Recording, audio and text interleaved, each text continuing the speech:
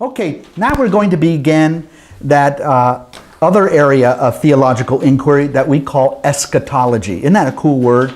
Yeah. Say eschatology. Eschatology. So now say this one. This is more syllables. Eschatological. Eschatological. Start throwing that word around and you'll impress all of your friends. Okay, eschatology. It literally means the last things, or the last days, or what's after this life.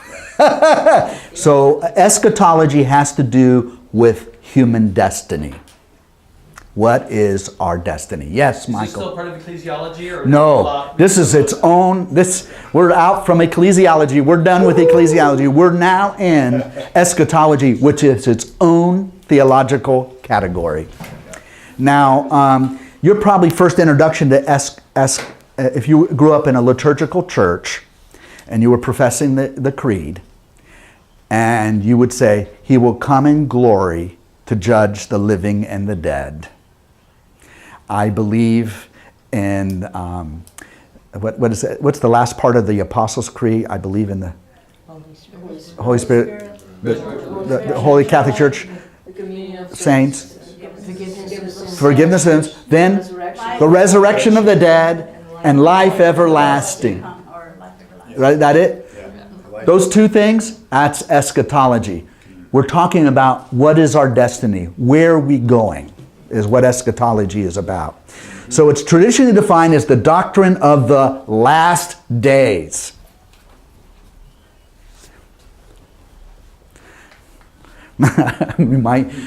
In popular culture back in the 70s, there are certain times in the church history when eschatology becomes an obsession for people, like Jesus is coming, it's going to happen in 1975. Yeah. 75 came and went, I guess it's not going to happen. Or maybe it's going to happen in 1980. Remember that? I mean, all this kind of stuff. Or there was a book that came out in 1970 called The Late Great Planet Earth by Hal Lindsey, and it was on the New York Times bestseller list for months. And it was all about, this guy had interpreted the Bible that the end of the world's going to happen, and we're going to see it, and Jesus is coming back, and everything's going to be destroyed. I mean, you get this kind of apocalyptic mentality.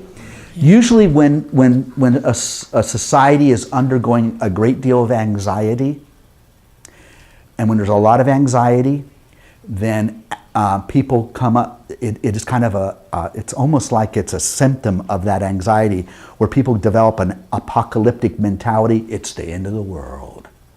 It's coming. In the 1970s, in the United States, where this kind of apocalypticism became very popular, we were experiencing a lot of anxiety. Impending nuclear war, the Vietnam War, which was never ending. It was a time of great anxiety. And so this kind of thinking became all of a sudden, Jesus is coming on, and there would be bumper stickers on car. Would say, in case of rapture, car will be empty. The driver will be taken. The car's going to veer off the road and kill people, like God's going to do that.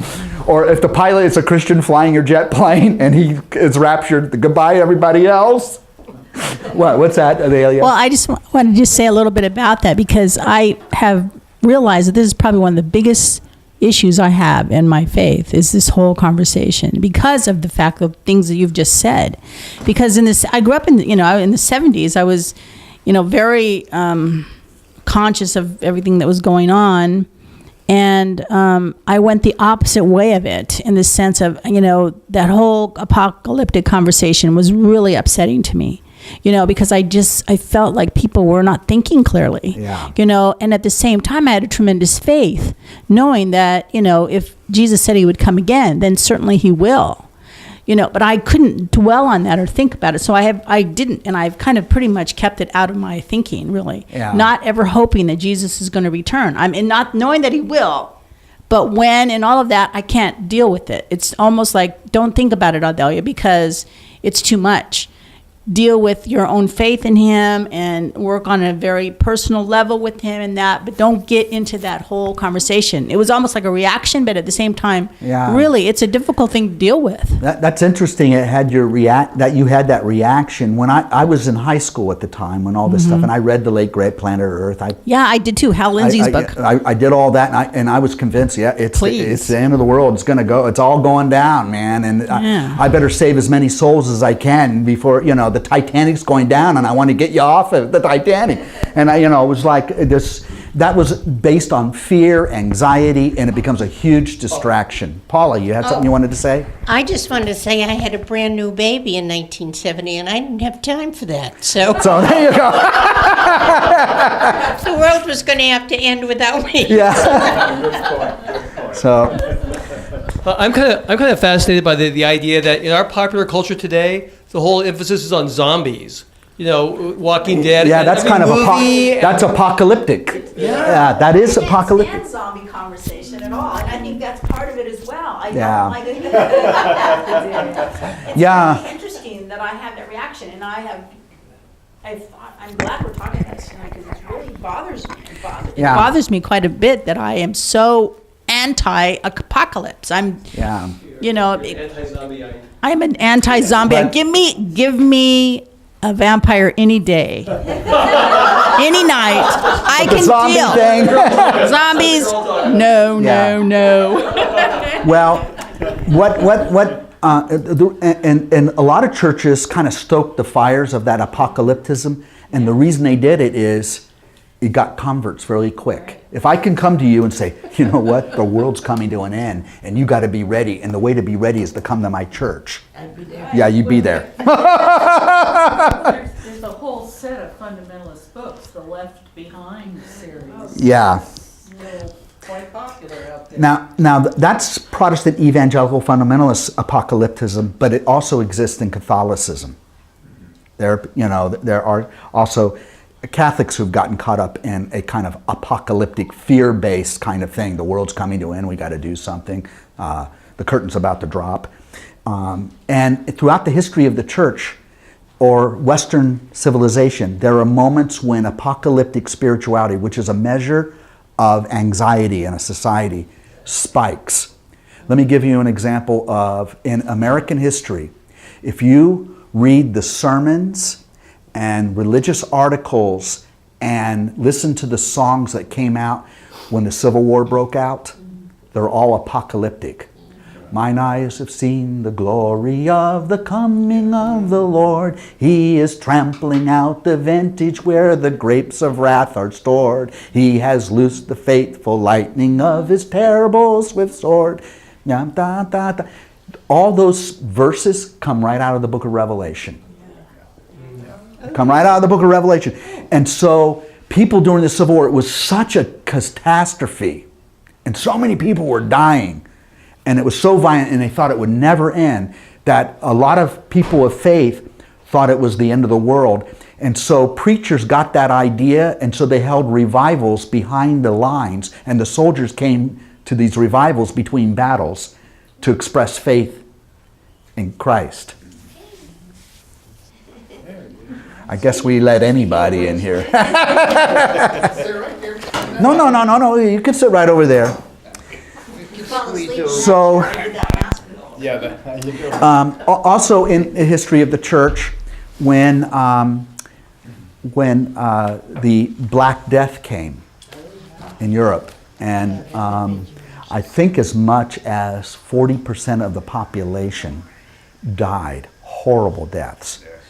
At that point in medieval history, all of a sudden, Christian theologians and mystics were coming out with all this pessimistic, it's the end of the world. Well, yeah, I would think that then. I mean, it's easy to believe.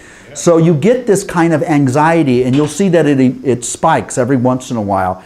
But eschatology is our affirmation that we do believe in human destiny. History is going somewhere, and it involves all of us. So in regard to the individual, eschatology would comprise the following.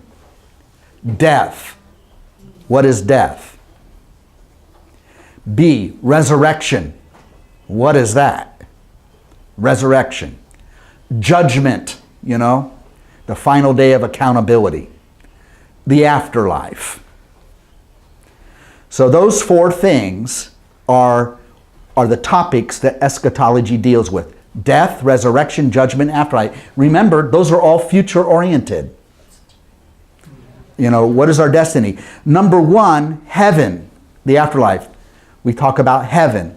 And heaven's often referred to in Western theology as the beatific vision. Beatific vision. It's the blessed vision where you will see him as he is. And you will know him even as you are fully known. That's the beatific vision. That's heaven. That's what we all want to go. Remember, heaven is not a physical location. It is being in the presence of God. Okay. Then, number two, you're going to like this, hell and the realm of the dead. Am I going to end up in heaven or am I going to hell? Man, that will create anxiety for you. And the realm of the dead, and hell is another word for death. In Hebrew, it's called Sheol. It is the underworld, that which is below. And the Greeks call it Hades. The river that you cross over to get into Hades? What's that called? Styx. The river Styx. Remember? Yes. And who's the god of Hades? Well, in Latin, among the Romans, his name was Pluto. Really? Yeah. But in Greek mythology, it's simply called, his name is Hades. That's where it gets its name. The Lord of death, darkness, despair. And then the book of Revelation talks about the second death. The second death meaning that in the book of Revelation is something that happens after this death if you continue to resist the love of God. That's the book of Revelation for you. Okay, number three. You're going to like this. The intermediate state. The intermediate state. What is the intermediate state between this life and the next life? Purgatory. So ideas like heaven, hell, and purgatory are all about our future destiny, and so eschatology speaks to all of those. Those would fall under the realm of the area of theological inquiry that we call eschatology. In regard to the world, eschatology would comprise the following. A cataclysmic end of the world. The end of the age and the events that immediately precede the end of history. And by the way, that word in Greek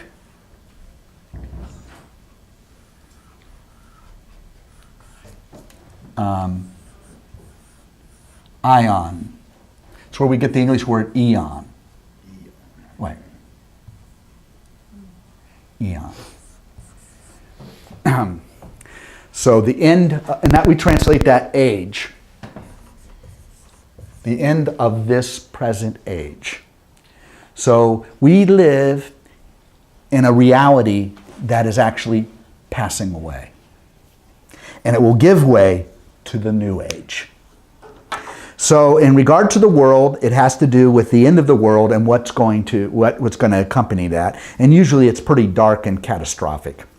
Then there is what is a concept that we have in the prophetic material of the Bible, and that is the day of the Lord.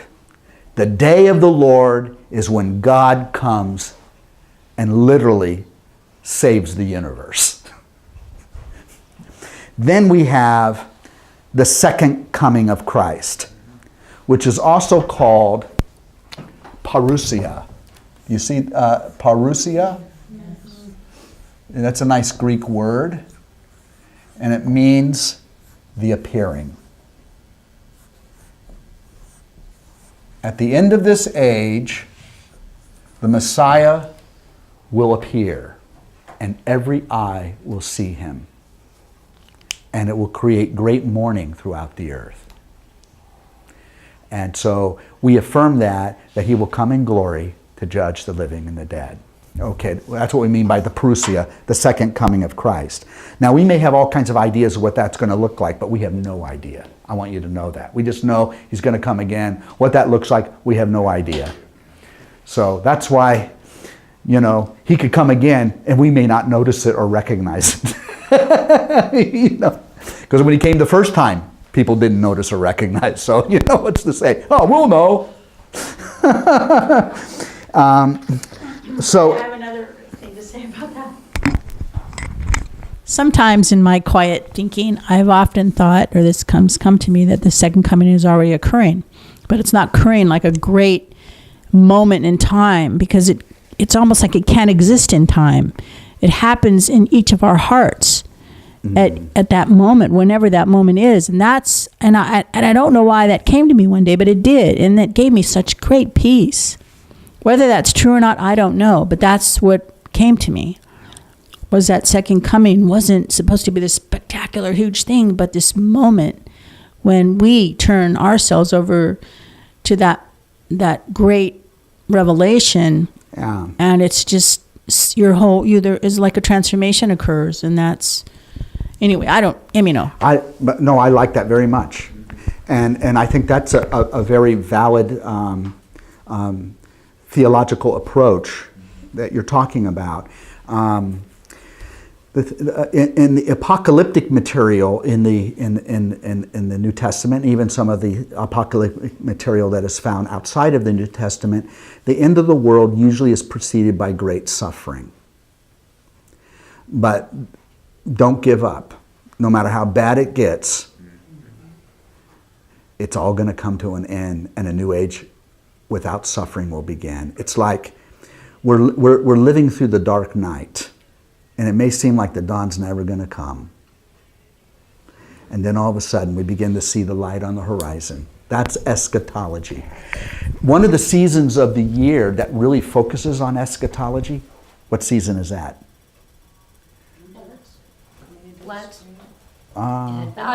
Advent.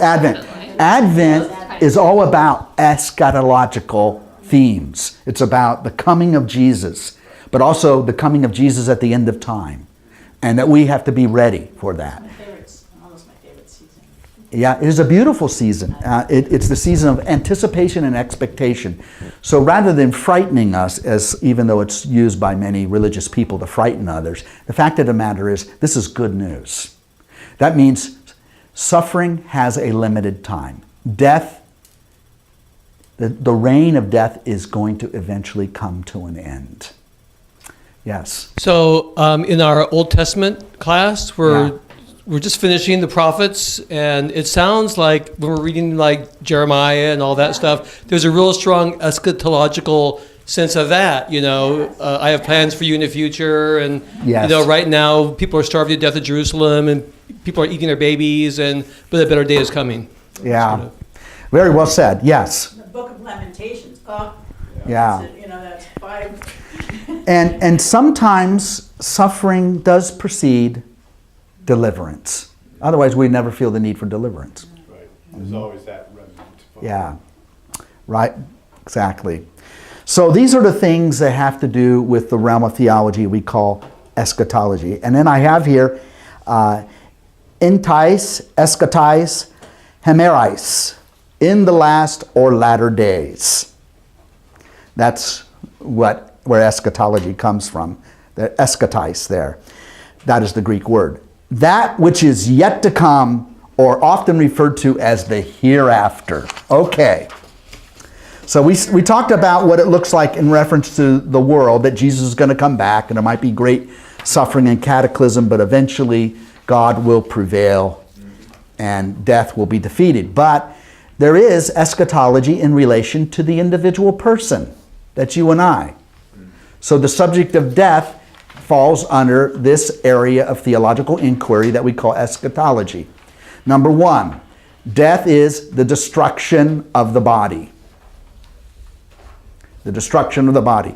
The body is subject to corruption, that is deterioration We're not talking about moral corruption. We're talking about what is actually happening to our mortal bodies. In fact, we are all terminal and we're all dying, even as we sit in this room. And I'm reminded of that every time I look in a mirror. You know, already my body is corrupting. It's decaying right now. I can't eat like I used to. I can't run like I used to. I don't go up on the roof of my house anymore. You're wearing suspenders. I'm wearing suspenders to keep my pants up. It was so funny this morning. Whenever you were having your clergy thing today, I guess it was on Facebook. And Mariah was looking at it. She's going, "Oh, they're having something." And I go, "Oh, yeah, they do that sometimes on Fridays." Well, she goes, "I think Peter has on suspenders." Making a fashion statement. Okay. So we are subject to corruption. We are mortal. At death, the human body rapidly decomposes, and it does so very quickly. Yeah. The body returns to dust, returns to the earth from which it came. And I give you scripture verses that really, in poetic fashion, brutally say that. It's not a pretty picture. Number 2, the human person is an integration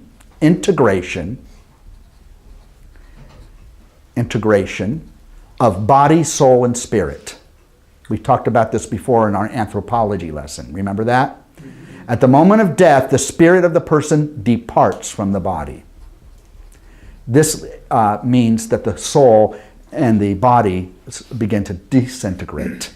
It starts with the departure of the real true self in you, your spirit. There is a part of the human person that survives the death of the body. And we have examples of that, but remember in the reference, see 1 Samuel 28, 8-20, that's the story of when Saul went to the witch of Endor and they called back and Samuel, who was dead, appeared to him. Remember that story? So there was something about the prophet Samuel that survived his death. Then the transfiguration. Who appears with Jesus at the transfiguration? Elijah and Moses. Were they living in the time of Jesus? No, they were dead. But yet, part of them survived death and they were appearing there with Jesus at the Mount of Transfiguration. Can I invite you, Michael, you were sharing with me today your encounter with death. Is that, I don't mean to put you on the spot. No, you're not putting me on the spot. Yes, you probably heard of this scenario before, and before I had this happen to me, I probably wouldn't have believed it myself. I had a heart attack, and a year later I had another one, which was a massive heart attack, at which time my body, I died. Physically was called dead. Michael, sorry, keep that close to your mouth. Physically was called dead, and I had to be brought back to life. It may have been very short time. It felt like a long time to me, but I could see the light. I could see that white light that people have discussed and other people that have died and come back have seen. It totally changed my life. It changed the way I think. It changed the way I look at life. It changed the way I talk. Everything. It is something that, it's like a transfiguration type thing that your body just consumes. And this light was like drawing me towards it. It was like a welcoming light, like it was almost like go towards that light.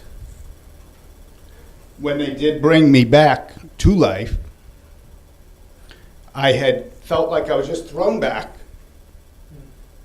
as though I had more work to do here on earth. It was not my time to go, but I was so close to just letting myself go. And because of that, I no longer fear death because I know there is something out there, and I believe that is God. That is our saving light. So that experience has changed my whole religious outlook and the way I just think of everything totally differently. Wow, thank you, Michael. Isn't that powerful? And you've heard stories like this. And that hasn't been the only, you Yeah. know, I've had many, many revelations, but that one there was one that really, really changed my life. Yep. So there's a part of the human person that survives the death of the body. And your experience suggests something, an existence apart from the body, a consciousness that survives. We really don't know what that is. No. I told you a little earlier this evening that I would go pray for people to be healed in the hospital. And there was one man in this church, just a lovely man. His name was George. And he would ride his bike to church every Sunday. He was there. He was just a great guy, and he was from Massachusetts, so he talked like Michael with that. Yes. that what do they call it? And like Kristen there, they have this kind of and like you guys from you have this weird dialect. Anyway, George was like that. He was a high school teacher in an inner city school. He didn't have to be in an inner city school. He drove there because he wanted to help the kids who were the worst off. This guy was a gem. He got cancer, he was in the hospital, and he was dying, and I went in there and I just prayed, and I prayed, oh Lord, I used every trick in the book. And I really wanted him to be healed. And then he dies. And I'm thinking, I'm mad at God. Why should I even bother praying for people if you're going to let them die anyway? But that's how I was. But here's the interesting thing. Father Victor would visit him quite frequently. Well, he died, and his widow still comes to St. Matthew's to this day. This happened about 20 years ago. And she still comes to this day, and now she has another man in her life, and I'm very happy for her. What she didn't tell me until about a year ago is what happened when George died. They took his hospital bed to his home, and so he spent his last few days in his own home because he wanted to die at home. And then he was on hospice care. They knew the end was coming, and so all his kids from out of town came to visit, and they came into the room, and they were standing around, and George was like in this almost, when people are towards the end of their life, they're almost like out of it and they're almost comatose. And this is what Pat told me. She said that all of a sudden when we were there, George just woke up. He almost sat up in the bed, and he was looking up at the ceiling, and he was nodding. Yeah, yeah, yeah. And then one of his sons says, Dad, what's going on? And his dad goes, shh, shh, I'm getting my instructions. Those were his last words. He didn't drop dead. Wow. So he, we could say what we want, but for Pat, she said, and Pat wasn't very religious. George was the religious one.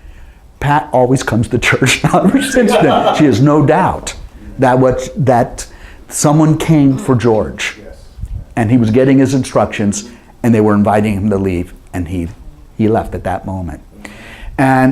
And a lot of people don't talk about these experiences, but fortunately, in a case of being a priest, is that I hear a lot of these stories from people, and what is extraordinary to me is how many times I hear stories of this sort from people who are not even religious, and they won't tell others, but they'll say, oh, by the way, people think I'm crazy, but I want to tell you what this.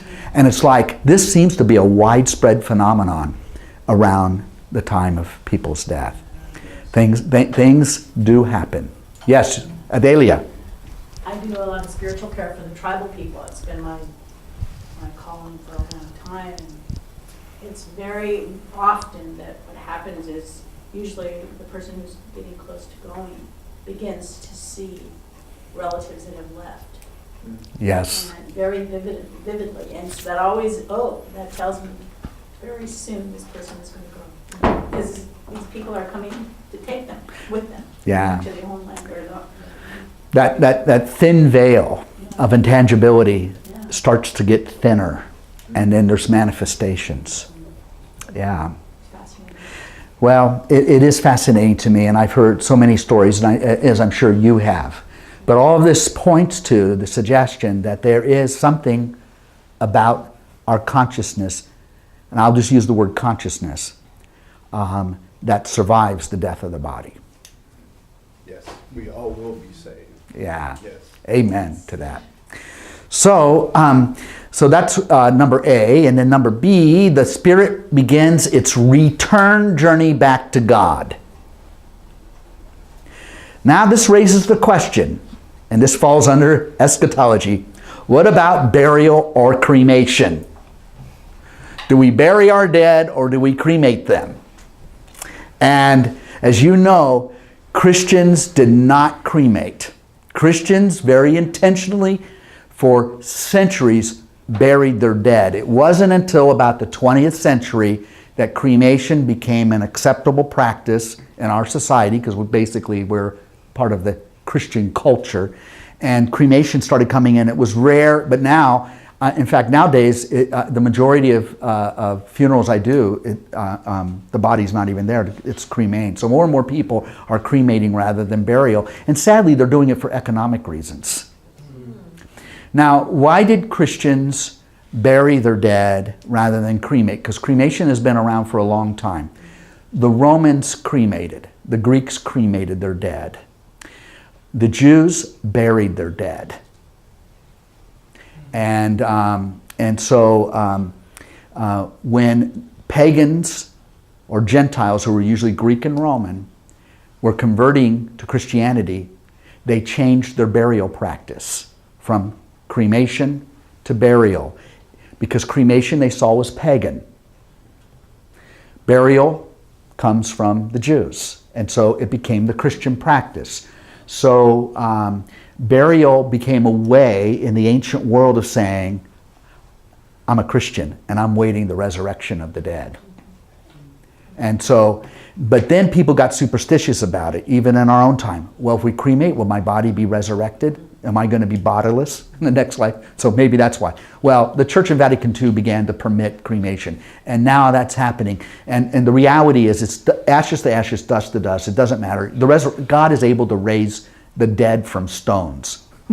So I don't think you have to worry about your eternal destiny. But just so you know that cremation was associated with paganism, and so the early Christians wanted to separate themselves from that way of living and practice the burial rites of Judaism. After all, Jesus was buried in a tomb. He was not cremated. Now, there's nothing immoral or wrong with you doing cremation. People do it. But the reason why for a long time Christians only buried their dead. But now cremation has become common among us. But I don't think you have to worry about that. But that kind of thing has a history to it. And so just so you have it in context, the ancient Hebrew people, like the Egyptians, buried their dead in tombs. The bones of Joseph were brought back from Egypt during the Exodus to be buried in the Promised Land. The preservation of the body was believed to be important and perhaps necessary in order to ensure one's survival into the hereafter. This is the Egyptian belief, and this was the Jewish belief. Other peoples, most notably the Hindus, practiced cremation. Hindu belief in the soul's propensity to remain in close proximity to the body after death led to the practice of cremation. Did you know that? It's kind of like, you can't come back, we burned your body. Go on your journey to your next incarnation. Whereby it was believed the spirit was set free and would hasten to its next reincarnation. Right. Okay, C. The Romans practiced cremation. As increasing numbers of Romans converted to Christianity, they adopted the Jewish practice of burial in part to distinguish themselves from the Roman pagan practice of cremation. Burial was also the preferred practice among Christians in view of the Christian belief in the resurrection of the body. Your body, even though it's deteriorating, it matters. You're an embodied spirit, and in the next life you will again be an embodied spirit. But it will be a glorified immortal body. A body that you won't be afraid to look in the mirror at. So, Christians practice burial exclusively until relatively recently, within our lifetime, when many churches, including the Roman Catholic Church, permitted cremation as an optional practice. B, and you recognize this, I believe in the resurrection of the body.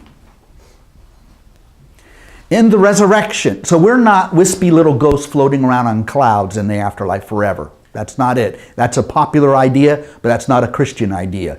The Christian idea is that we have a new glorified body waiting for us. So we will have a physical existence, although the physics of that physicality will be much different than anything we can imagine.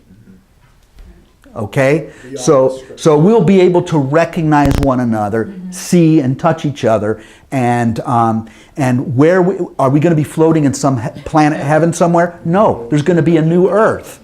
The earth is going to be remade, recreated, and we're all going to live on the earth. The earth will be still our home, but it's going to be a resurrected planet. And no marries. So, yeah. What's that? You don't marry. Yeah. Yeah, there won't be any need for sex anymore. Yeah, true. Yeah.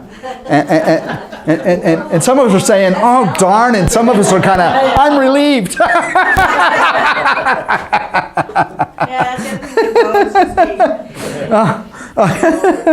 But anyway, yeah, that's true.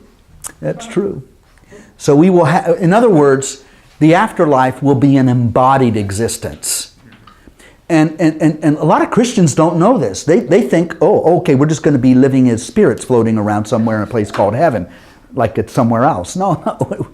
We're going to be living in a new earth with new bodies that are immortal and untouched by suffering, death, and evil. That's a pretty cool existence. Yeah. But if there's, Yeah.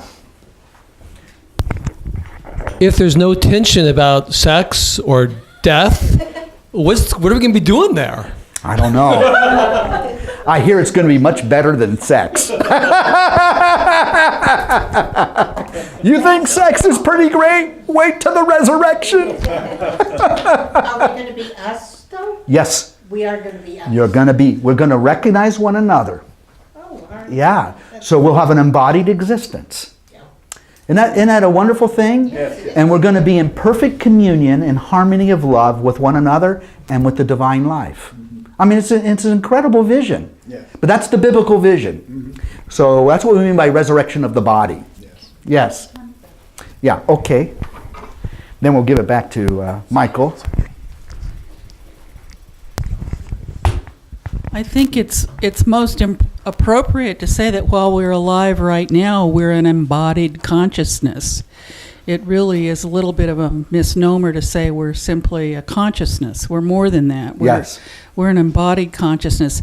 And it has always struck me as more than interesting that when people give these accounts of out-of-body experiences like the one you had, or they find themselves hovering somehow above their physical body, that they always give the description in terms of sensory observation. I saw my body. I heard the physician say XYZ, which strongly suggests to me that whatever we're going to be like after death it's an embodied spiritual existence that we're going to have, and that these reflections from the people that return to this life talk that way about what it's like. John, the apostle, says in his epistle, what we will be, we do not know. But we do know this, that when we see him, we will be like him. We will be like him. And that's referring to the resurrected Christ. The resurrected Christ was an embodied creature. Not creature, an embodied reality. Yeah, can't a creature. That's heresy. Okay, yeah, don't burn me at the stake. Yeah, His Arianism slipping out. My Arianism. Yeah. I was just going to touch on that where you mentioned the person dying had seen the bodies of family members. So there's the embodiment. They still look like themselves, and the person dying recognized them. So that kind of, it makes that make sense in a way that your body will be the same once we go on. If someone dying here can recognize their relatives in their body as they remember them on earth. Wow, well said. Thank you for that. Yes, Steve. You know, just as a curiosity, it's always, to me, perspective is always an interesting, thing. Is that going to be in the eye of the beholder? My perfect vision of my grandfather may not be my brother's, right? So is it a visual? Is it the way I'm looking at the world that I'm currently living in, or is it that reality? I don't know. Well, I guess we're going to find out. That's the mystery of it all. So I want to conclude finally with this, and then we're going to have to stop because I'm over time. Yeah. I believe in the resurrection of the body. Number one, the resurrection of the body is the reintegration. Remember, death is the disintegration. The resurrection of the body is the reintegration of the body, which will now be immortal. There will be a soul and our spirit. A reintegration of those three parts of or aspects of the human person. And a good passage, I wish we had time to read it, particularly Ezekiel 37. In the prophet Ezekiel, it's the vision of the valley of the dry bones. Isn't that amazing? So I would suggest picking up the book of Ezekiel there in your Bible and read the 37th chapter. And it's almost humorous. The way of course, Ezekiel is bizarre. But in this vision, it is a powerful vision of the resurrection. Okay, my brothers and sisters, we'll continue our study of eschatology next week.